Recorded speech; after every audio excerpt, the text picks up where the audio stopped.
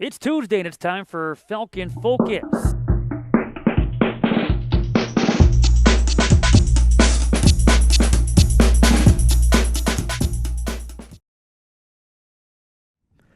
Welcome to this week's edition of Falcon Focus. It's a special one. It's our 100th episode all time as we go on here in season number 4 with what is episode number 15 of the year, but our third episode here in semester number 2. My name is Matt Menzel, and our second segment, it will be a special toward our first 99 episodes. We'll talk with the Assistant Director of Athletic Communications, who currently is behind the scenes, Josh Dinkelman. He'll talk about his experience both on and behind the scenes for Falcon Focus. We'll also talk with the Director of Athletic Communications, Jeremy Crawford, who has been with this program for the last 4 seasons. And we'll also have a special clips segment and look back at some of the moments from the previous 99 episodes. But we start episode 100 here in segment number 1 as we talk women's hockey and being joined by freshman forward Michaela Spetcher. The women's hockey team coming off a sweep of the Lawrence University Vikings this past weekend from the Ozaki Ice Center. And Michaela, thanks a lot for your time. Happy Valentine's Day. Falcons, as mentioned, coming off that sweep, and you look back Friday first at Lawrence. That was a 6-0 Falcons victory. In your opinion, what was the difference in that win on Friday? Honestly, I think we both came out ready to play. We both wanted it so bad, and yeah, we wanted the win. We wanted to show them up. Honestly, we wanted to show what we're made of, and so that's what happened. Yeah, and the Falcons able to break that game wide open in the second period by scoring 3 times. Added 3 more in period number 3. Now, you scored the first goal on Friday. It was a power play goal, 8 minutes and 18 seconds into the second. What do you remember about that goal? I was just in front of the net, and it honestly kind of redirected right to my stick, and I was just like, I'm gonna put this in. So yeah, that was a really cool goal. Honestly, my second goal was probably one of the greatest highlights of my career here. 3-on-1, great passing, just using your teammates and putting in the back of the net was probably one of the better goals of the night. We'll talk about that performance in a minute too. About Saturday, the win at the Ozaki Ice Center. Talking about that power play goal you had on Friday at Lawrence. Okay. No, Savannah Hutchins was able to score right after that. 12 seconds later for her first career goal. That also came on the power play. It was also a night that let's see Amanda Bauer come through with her first career hat trick. You're from Green Bay. Yes. I know Appleton is still, about a half hour or so away, but is it special kind of being in the area, kind of somewhat being close to home and playing a hockey game? Oh, yeah, for sure. Having my family come out and, see me play, that's really, means a lot to me. And, yeah, and I mean, Green Bay, that's where I usually play, but we played Appleton, and, so, people I know are from around there, too. So it's really neat to, be able to play around here, but also be a little bit farther so that you can just, have your own experience. But, yeah, it's pretty great. Had you played at that rink before in Appleton? Yeah. Mm-hmm. So there's some comfort there when you were there on Friday. Yeah, to some degree. To some degree. Just yeah. Nice. Saturday, you're back home, where I'm sure there's been a lot of comfort for you and for the rest of the Falcons. Home ice. You had the Pink the Rink night for breast cancer awareness. Another victory against Lawrence by a 6-1 score. I guess in your opinion, was that game similar? Was there differences between that game and Friday's game against Lawrence? It was pretty similar. I mean, both of our second periods we came out stronger. And our first period was not our best, but the second period I think we turned it up a notch and we showed them what we're made of, and so that's really important in the game to do that. So why do you think that is when you look at Friday and Saturday? You mentioned strong second period, 3 goals in each second period. What was the message or what's the mindset during the intermission? How are you guys able to go from whatever happened to the first to then making those adjustments and having a better second? Yeah, I think just resetting and realizing that we can do better than what we put out there our first period, and that we can really come together as a team and show them that what we're made of, and that we can score more goals than what's on the scoreboard is what really was the message, that we can do this, let's pick it up. Let's do what we can do. So. And now let's talk about your 2-goal performance on Saturday. You had the 2 goals and the 1 assist is the official total from the victory against Lawrence. Are you happy with your performance? Yeah, I would say I'm pretty happy with that. Honestly, like whenever I step on the ice, I'm not really like saying like, "Oh, I'm gonna score a goal today." Sure. But I think like that just proves like how much more like when you use your team, you don't expect what's gonna happen, but like when you're there in the right spot, in the right time, like you put in the back of the net, and just it means that much more to like perform for your team. It means a lot. So yeah. And for you, it was your second multi-goal performance of your freshman collegiate season. Brooke Gibson had a 2-goal, 2-assist performance. Natalie McCrell came through with 1 goal and 4 assists. The team had 3 power play goals, 5 power play goals for the series. And I know you and I talked about this after the game on Saturday, but what makes this power play unit so successful? I know you're part of the power play unit that's been producing these goals. Yeah, what's successful about it is that we just use each other. When we pass crisp, when we move the puck and find those open areas, that's what works for us, and like we know that, so we just go with it, and it seems to keep working. So Is there a comfort level too, just knowing the other players that are out there? I mean, this unit, you guys have been together for a little while now. Is there just a comfort level of knowing who's going to be where? yeah, I think we just have an idea of like what plays we're gonna run and who's gonna go where. So yeah, it just flows real nice. To piggyback off that, for this Falcon team, okay, coming off now these 2 wins against Lawrence, how big was this weekend is building the confidence, but also gaining momentum going into these final now weeks or a couple of weeks of this season? Yeah, it was super huge to like have a sweep this weekend, going into these next couple games, going into playoffs. Like it's huge. So it really helped like our confidence and knowing that like we can perform at the level that we want to, and we're just going to keep going up from there. How about for you? You know, we talk about the team, but how about for you personally? Where's your confidence level? Do you feel, where's it at this point? I would say like I'm pretty confident right now, like coming off of like the goals that I had and the performance that I made. Like it makes a difference like when you put up those points, and so going into these next couple weeks, like I'm just going to try to keep elevating my game and keep that momentum going so I can perform. Well, take us through this season. Now, your confidence level, did it go up and down? Has it gone up and down throughout the season, or has it been pretty steady? For sure. I feel like there's always like a part of your career where you second guess yourself. Mm-hmm. But I think like those times when like you're not performing is the times that like you grow. And so I think that's huge for me, like even if I'm not scoring the goals, like to work on like the other little things that make a difference in the game has really helped. As a freshman, making that transition from the prep level to the collegiate game, for you, what's been the biggest adjustment? What's been the biggest challenge playing at this level? Or maybe the biggest difference playing at this level? I think I would have to say probably just the amount of hours of dedication that we put into. I mean, the amount of hours that we're at the rink and, like, even not at the rink and doing just workouts. Like, I don't think people really realize, like, how many hours we put into this. And so, I mean, yeah, I put in a lot of hours when I wasn't in the collegiate level, but I think it's just a little bit different in the aspect that you spend so much time with the same people, which also makes a difference. Like, Concordia is, like, this team's my family. Like, it's so much different than like my other team. Like, yeah, they were my family, but you didn't see them like all the time. So, yeah, you just like get to know them more as like a person than just like, oh, they're my hockey teammate, or they're just my friend. Like, they're like my family. So that's also been like a huge thing for me. Well, take us through a typical week. Let's say there's a game Friday and a Saturday. Let's say they're both home games. What's typical week look like starting Monday? Do you have practice Monday through Thursday? Do you practice Friday still? I mean, what's the week look like? So Monday we do practice, and so Monday through Wednesday we'll practice, and then Thursday.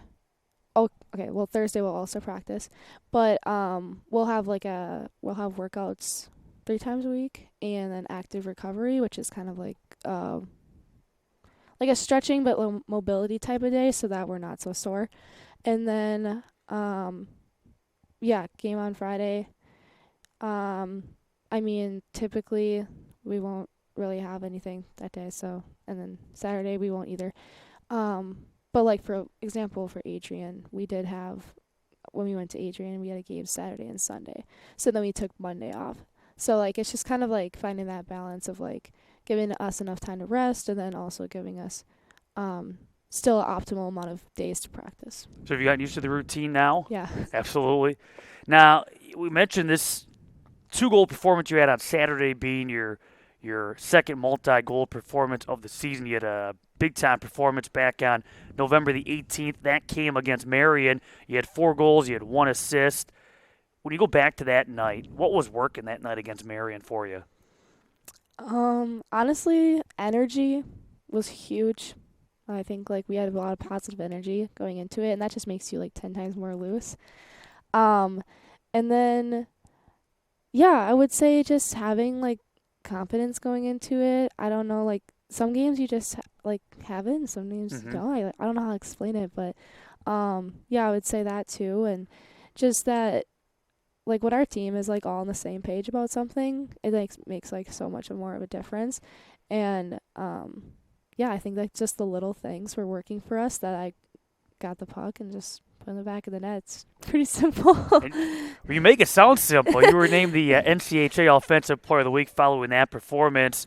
Your first career goal at the collegiate level came in your second career game. It was an upset of number 5, UW Eau Claire. That was back on the 1st of November. What do you remember about your first collegiate goal, and do you have the puck? Of course, I have the puck.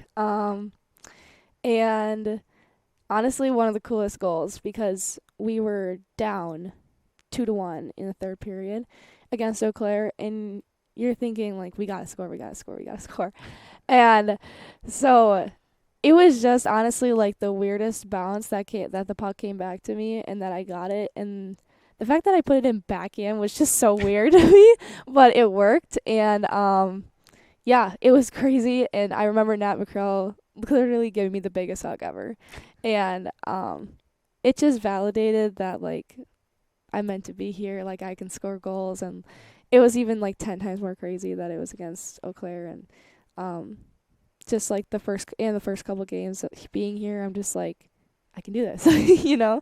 So do you have, besides that puck, do you have a lot of pucks then in your collection from throughout your entire hockey life from, whether it be a first goal or a big goal that you've scored? Yeah, I have a bunch of those. Yeah, I mean like my first, I like don't really like remember my first goal of a lot of other things. But yeah, I do have a lot of pucks. But the puck exists. They are there. As a newcomer, did it take a little while to get used to playing with some of your teammates, get used to your line mates? Did it take a little bit of time, or was it a smooth transition? It took a little bit of time. I mean, the people that I've played with from the beginning are not the same that they are now. There's a lot that's changed. I think there's a lot that has changed, like, in the growth of our players, and so, like, that kind of varies between lines, and, so, yeah, it took, like, a little bit in the beginning, but, like, as soon as I got, like, the plays down and, like, the systems that we do, like, it was more of a routine, and Sure. I could play with anyone, so. Now the focus for the women's hockey team tonight at UW Stevens Point, and then this weekend wrapping up the regular season. A couple of home matchups against Finlandia. Seeing the Lions again. The Falcons did beat Finlandia earlier this season, but in a non-conference series also at the Ozaki Ice Center. Friday's matchup, the puck will drop at 7, Saturday at 4 p.m. I guess your thoughts on the road ahead here in this regular season? Yeah, we're just trying to stay focused, putting out our best effort, and just keep elevating our game has been important to us. And yeah, that's going to be our focus, is just to keep building on what we have and to keep performing the way that we have. To wrap things up, we're going to get to know you a little bit better. Why Concordia? Why Concordia? I honestly loved the atmosphere, the small campus. I love that it had hockey. And then I'm going into athletic training, so that was important to me. So being able to do it in 5 years was awesome, and getting my master's. So I was like, this is it. Like, this has to be it. So, yeah. When did you start playing hockey and why? When did I start playing hockey? Like around 3, I started skating. So a long time. And my older brother used to play hockey. And so we were just a big hockey family. And so I was always at the rink. And so it's funny, though, because my mom wanted me to be a figure skater. And so, and then one day I, like, complained to her. I was like, where's my stick at? And she was like, what? So ever since then, like, I just got into it. Like, and my younger brother is playing hockey, too. They're just always been a part of my life, so. If you were told you could not play hockey, you had to play a different sport, what would be sport number 2 for you? Well, I did play softball for a lot of years. Like, very competitively. I actually was going to play here. And then I was just like, I should focus. I like hockey more, but yeah, so. Any significance to your jersey number 55? Yes. My older brother, his number was 55. And that was the number that was open that I liked. That was left for me to pick. And so I was like, I got to do it. Because he didn't get to go and play collegiate hockey. And so, like, this was important to me to be able to play. And so to be able to wear his number, even though it's not an offensive player number, I'm very well aware. People are like, why did you pick that? And I was like, well, because it's my older brother's number. And I really look up to him and what he's pushed me through to be able to chase my goals, my dreams. So To date, what is your top hockey moment? My top hockey moment. There's a lot. I would have to say, I mean, before coming here, I'd have to say going to nationals with my club team. That was really cool. We got to go to Pittsburgh, and Oh, nice. that was awesome. Just being able to be there and say, like, we made it to nationals is kind of crazy, and I don't think it happened for a while. So, yeah, that was really cool. Before each game, do you have a pregame routine that you follow? Yeah. So I always tape my stick, almost always, and I listen to music, some type of either hype music, and before we do stretches, and then after that I roll out. I do some more static stretches, and then I get dressed. Like, yeah, I don't really have like a lot that I really do, but like, yeah, that's pretty much it. Well, the final question I have for you may get you in trouble, but we'll see. Who is the funniest teammate? Who is the scariest teammate? Like the teammate that you know not to mess with. Okay, so funniest teammate would have to be Olivia Kurtz. We're like the same humor. It's awesome. And then the scariest? I don't know. I think coming into here was definitely had to be she's gonna kill me. It definitely had to be Bella. Like, I was so scared of her. Just because she like has this like very much like she's a strong-willed person. So I was like, oh, better watch over her. But don't mess with Bella. Don't mess with Bella. But no, she's awesome and I love her.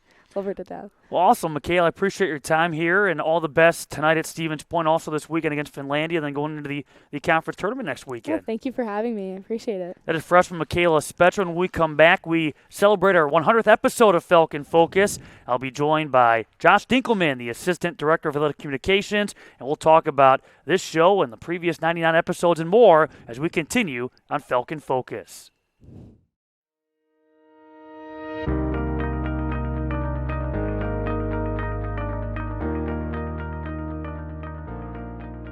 Since 1978, Lutheran Church Extension Fund has had the humble privilege of supporting the Lutheran Church Missouri Synod in fulfilling its mission of sharing the gospel. Thanks to our faithful investors, we provided thousands of church workers, congregations, schools, and organizations with the resources they need to reach more people with the saving name of Christ. It's what we do. Because our greatest joy comes from seeing LCMS Ministries and her workers thrive, we will continue to make precious resources available, both today and far into the future. It's our promise to you. We are Lutheran Church Extension Fund. We are Lutheran Church Extension Fund. We are Lutheran Church Extension Fund. We want to be part of your great and exciting work.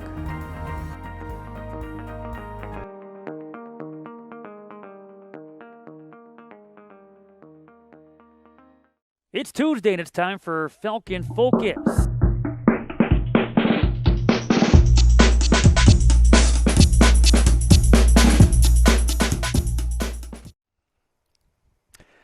Welcome back to Falcon Focus. You saw that special intro. Yes, it's episode 100. We've been doing this for 4 seasons. Took a break for a year, and then COVID hit, and why not bring Falcon Focus back? That's what we did in 2020. We've been doing this show pretty much every Tuesday since, and happy to be joined here in our special 100th episode, segment number 2. The first portion by the man that he was the creator of that intro, that being Josh Dinkelman, the Assistant Director of Athletic Communications. Besides being episode 100, it's also episode number 3 here in semester number 2 and our now, 15th episode, here in season number 4. And Josh, let's start by just, talking about your memories. You've been behind the scenes more recently, but you've also been right there in that hot seat in the past. You've been a guest. What are your memories from being a guest here on the Falcon Focus? Yeah, I remember being a guest my first time. I think this is my 3rd time on Falcon Focus. The first time was when I was a member of the men's volleyball team as a senior. So you wanted someone else. They couldn't do it, so you got stuck with me. So you kind of got the short end of that stick. That seems to happen to us very often with some of our guests. But I hope as you talk, while you edit this, you're also showing a clip of what you looked like back then, playing while you talk, because we've all we've aged well since that time. Well is an overstatement, Matt. It's been a little rough. Now, you've had I consider it a luxury of going through some of the past episodes, the past 99 episodes that most of them do exist, I believe, still on YouTube. Some may have been lost to the archives, but you put together, and we'll show it after you're done with this interview, a clips special of some of the moments. Not all the best moments, but some of the moments from the previous 99 episodes. So as you were going through some of the past episodes, anything jump out at you? Any guess, any moments that really stood out? I mean, there's always those moments from being back in the nest for your first episode, right? Being down there for the first couple. In the calf, you always get to see people just munching away on their food behind you, staring what's going on, why are all there Some people cameras? Take full advantage. Exactly. There's people trying to jump around back there, get you guys distracted. You guys get easily distracted when we're outside with all the trucks. It's been a lot of memories coming back. It's funny you say that because I never thought we'd ever take this show outside, and we've done that now the last couple of falls. Maybe, just maybe this year we'll be outside in the springtime. That wasn't a possibility last year thanks to Mother Nature. It seemed like it rained every Tuesday. But you talk about being outside, and from a truck standpoint, trucks making noise, stopping by, people running by, behind the scenes. That one day at a time. I laugh because we're outside. Like, we can't control what goes on around us. But you got people, like, revving up the engine. You got people screaming out of their cars. We're doing a show here, people. Anyways. I heard that. I just didn't know. I didn't know. I thought you were getting yelled at for a second there. I was like, hey, the Jeremy Crawford fan club. Behind the scenes, we need to be caffeinated, so we've had caffeinated beverages rolling down the street, and that's become a hazard for oncoming traffic. But how about from a behind-the-scenes standpoint? Does working outside versus indoors, does that provide any kind of a challenge when you look at lighting, when you look at just the setup? Yeah, obviously, like with lighting, you have the overhang that we're under. So it's going to be all dark, so we have to boost the exposure on the cameras, and that just whites out the background. So for better or for worse, sometimes you can't see what's going on behind you. I'm glad you brought up the overhang, because one thing that people don't know is there's a bird family that lives in a nest up there, and every now and then you get the bird diving at us off camera, and that's always been kind of uneasy for us and the guests, but Freddie's relatives. I've seen a bunch of guests always constantly looking up when the birds, because there's not just one. There's one under the light. There's one in another light fixture over there. So they're squawking at each other, trying to fight sometimes. So I get worried sitting down there. I'm like, uh-oh, what's going on behind me? Don't mess with the birds or their territory. Take us behind the scenes. Now, you've been behind the scenes now the last year or so here on Falcon Focus. What does it take us into the setup, the post-production? What goes into producing an episode of Falcon Focus? I mean, obviously, here we have a very high-quality broadcast, not only on Falcon Focus, but on all of our live game day events. So we have our high-quality setup that we bring down for Falcon Focus. So it makes it look really good. It makes the guests look really good, obviously, which sometimes can be hard. Me. But I'm glad you specified that. No, I'm not trying to take any shots at anyone. But no, we have to set up the broadcast. So it can get a little tedious, and then editing on my computer that was probably built back in the early 2000s. Sounds like a jet engine taking off sometimes when I'm trying to export it, and really big files. But no, it's... Are you hinting at something? You need a new computer? I'm not hinting at anything, but we'll see what happens in the future. And what he's not telling you, too, is it's 4 o'clock in the morning and we're taping this. Like, they make us work at 4 just to get kids it's in insane. and out. It's Yeah, unbelievable. I mean, it's all brought to Just you to get by this- caffeinated beverages, Just to like get this you thing said. on Yeah, by 2 o'clock in the afternoon. exactly. What comes to mind when I tell you this is our 100th episode? Just a lot of memories. Like I was saying earlier, there's been a lot of really good athletes that we've had on. There's been a lot of really funny moments, some that you're going to see in this clips thing. We've had Seekman talk, and it's always fun listening to him talk. But How do you not get fired up listening exactly. to him talk? Anything is a pregame speech with him. This is true. Again, brought to you by caffeine, I bet. Yeah, yeah. I think he's all natural. We'll see. With that being said, Josh, first of all, thanks for all the hard work that you put into this show, and also for this very special montage of clips from the first 99 episodes of Falcon Focus.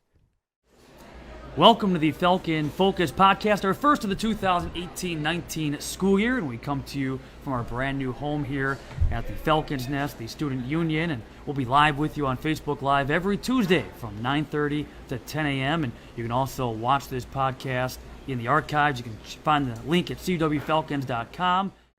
Welcome back to our first edition of Falcon Focus for 2021, and much like 2020, we got to get the hand sanitizer, make sure that we're keeping it germ-free here on the Mequon campus. And Jordan, luckily, got the mask on because this stuff gets strong. But the disinfectant spray, yes, it's 2021, and we are socially distanced. Masks are up, and we are continuing now with our attention flashing now to men's basketball as we talk with. You guys ready to play a game? Oh, yeah, let's go. So how well do you know your twins? So this is the way it's going to work. We have the whiteboard here. So I'll ask, for instance, if Lori's got the whiteboard, I'll ask the question.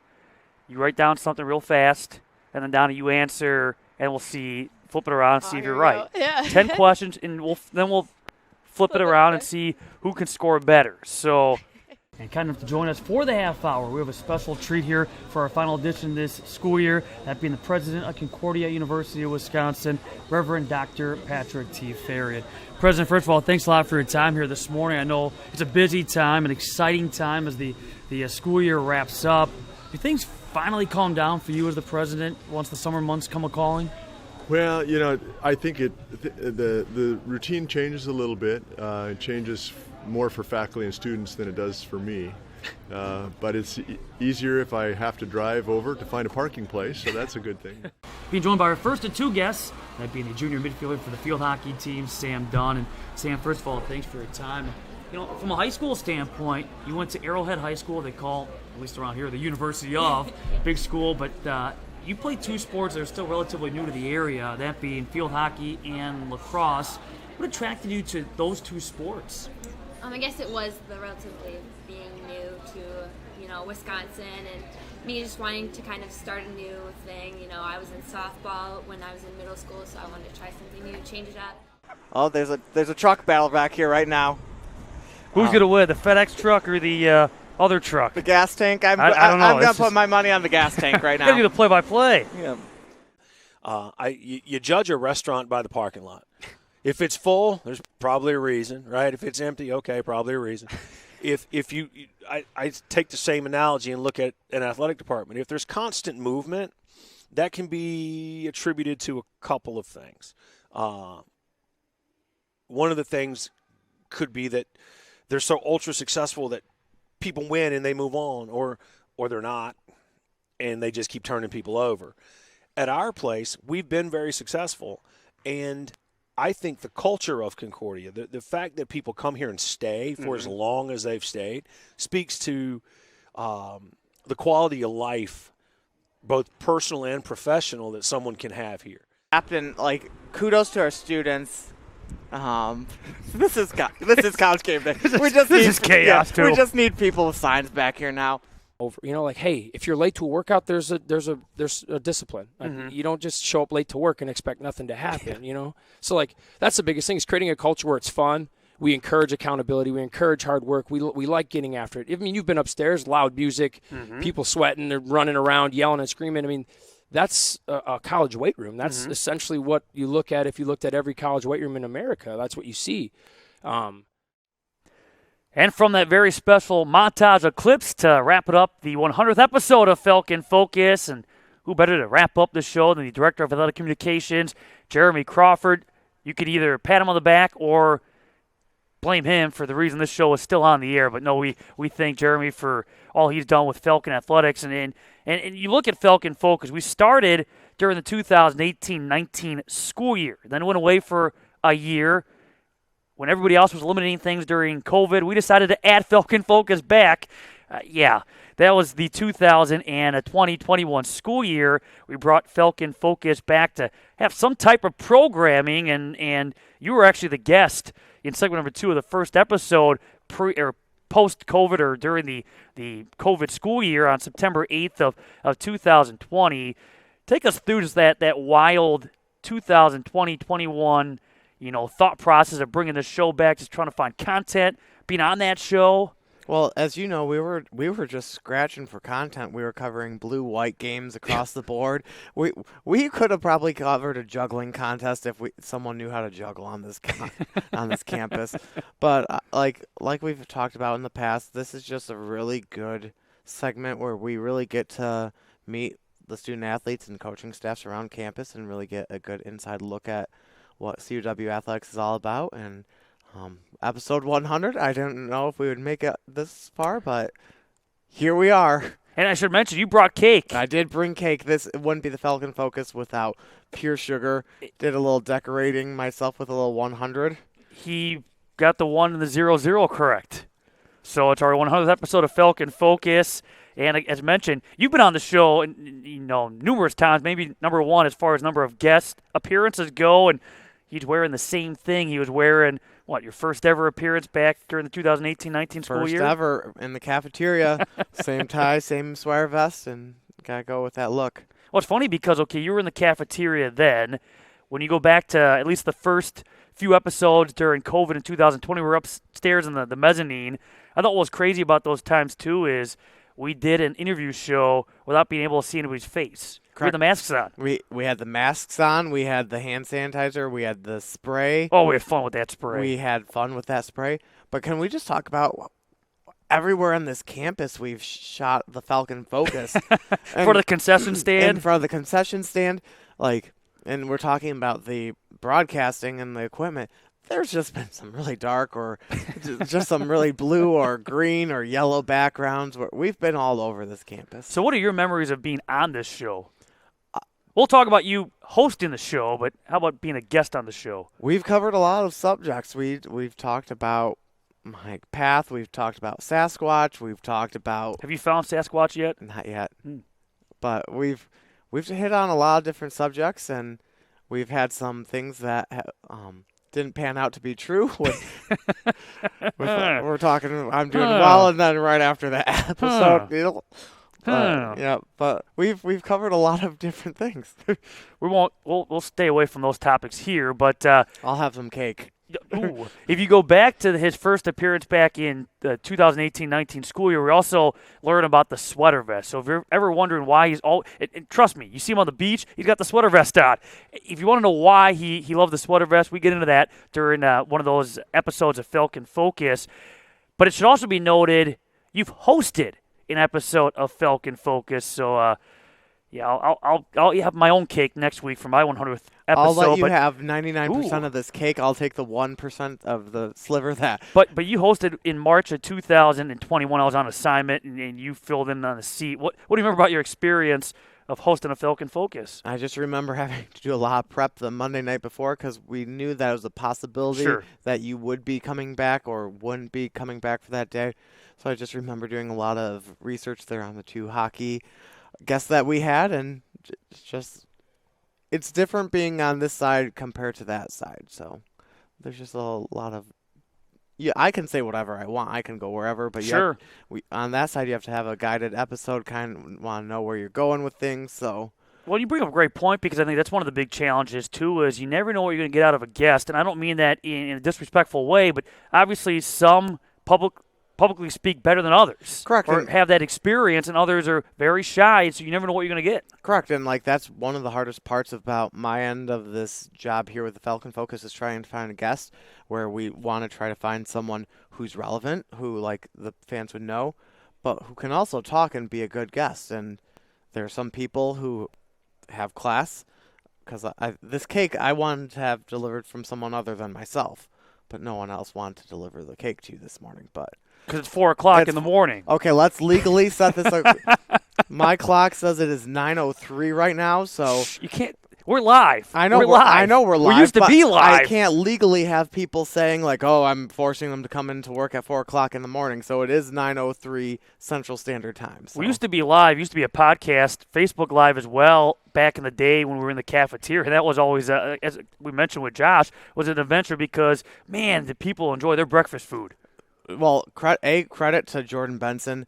That man was put through a lot of ringers. We had to be live on 5 different platforms. Yeah. And so, kudos to him. But yeah, I would be in charge of getting your Mountain Dew in the morning, and I'd just be watching from the corner like I typically watch, and just watching some of the people just stare down a camera while eating breakfast food is one of my all-time favorite memories of this show. Let me just point out too that I don't drink Mountain Dew. I drink lots of water.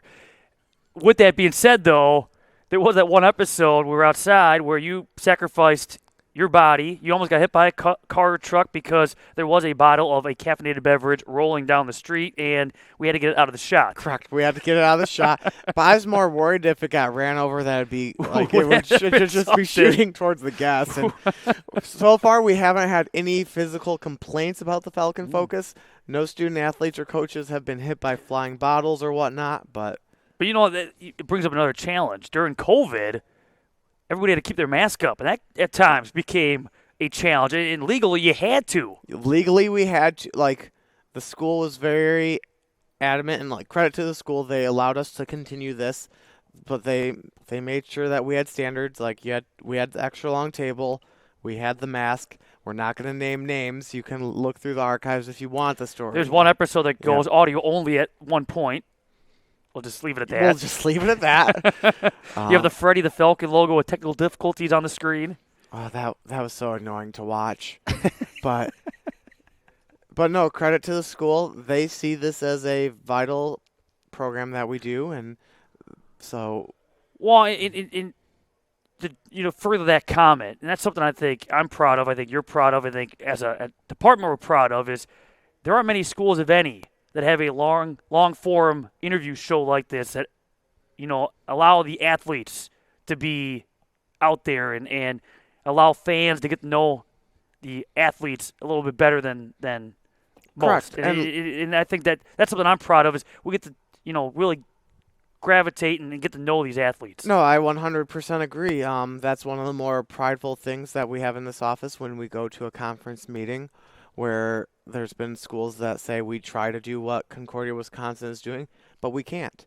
And I know there's other schools that try segments like this, but it looks like it's being done on a cell phone, and I don't know if it's as guided as what we do here, but that's credit to you as well. I think, like I've said before on social media, I do think you're one of the greatest assets to the school. And so I think that what you've been able to do here with 99 episodes and everything else you continue to do is very vital and a great thing for our student athletes and programs. Well, thank you for that. And speaking of thank yous, I do need to say thank you to Steve Schauer, Brian Schiffeling, Jordan Benson, Jeremy Crawford, Sam Dunn, Clara Chambers, Josh Dinkelman, Patrick Cassidy. All have played a role Correct.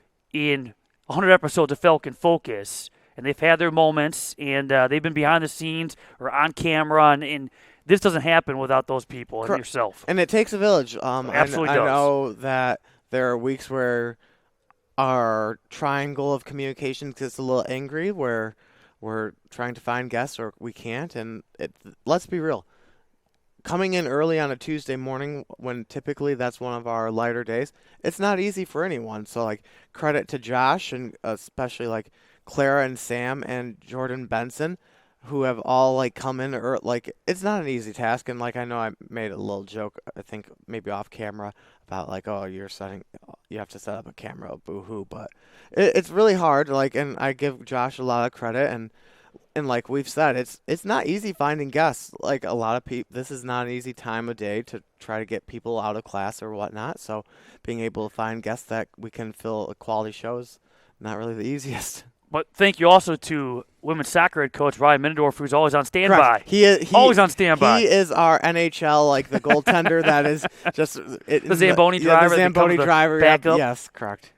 To wrap things up, I guess, as you reflect or just think, it's been 100 episodes, what comes to mind when you just, as we sit here and go, we've been doing this for, 50-plus hours? Correct. I just think of all the guests where we've had some really great guests. And then when I was sitting over there, when we were talking about some of the memories, there's been some really odd guests as well. Like, can you say that?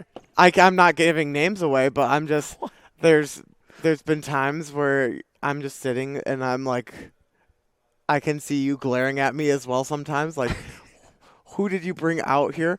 But, like, some of the, like, I think it's great. Like, and we love this man. Aaron Preston, like, we've given, like, so many different people on this campus a voice. That's great, though. I 100% agree, but we just had some really weird episodes. I think that makes it, you just never know what you're going to get on a Tuesday. Correct. I'm just happy now we can go back to sleep. It's still early. The sun's not up yet. It's 4:03 Central Time now. Yeah. Yep. Well, no, thank you to all of our guests throughout the first 99, now 100 episodes. Michaela Spetcher will be part of a trivia question of the future. Who was the one guest besides Josh and Jeremy on the 100th edition of Falcon Focus? But thank you to all of our guests. Thank you to everyone that's been on this show and behind the scenes. I want to say, is there anything, let's be real, you've been a part of 99 of these. Are there any moments for you that stand out? Besides that, we're going to devour some cake here in a second. Almost too many in the sense that we've had, I think, you talk about odd, I call it unique. What I think has been unique is we've had athletes on here that don't play the traditional sports of hockey, basketball, football, soccer, baseball, whatever. We've had speed skaters. Rodeo, taekwondo. We had that stretch there. Was it last year or 2 years ago where we did boxing. have that, like, that 4-week stretch where we did have a student athlete that did do something unique like that. Well, I like too. We haven't just had athletes. We've had coaches. We've had support staff, athletic trainers. We've had, the president of the university, President Ferry, came on during our first year. Rob Barnhill's been in that hot seat. I mean, we've like you said, it's been different avenues. We've gone different avenues to bring on guests, and I can't wait to see. I'm not going to say, here's for the next 100, because we'll see if we get through the semester. But the point is I agree, and thank you back home to those that have been watching and supporting this program. But I think it's safe to say I think we're proud that we've made it 100. Correct. And we'll see what happens come next week. We'll do it again. But thanks again to all that have tuned in and have watched this episode and maybe the other 99. Thanks for your support. Thanks to Concordia Athletics. And until next Tuesday for episode 101, this has been Falcon Focus. Now let's eat cake.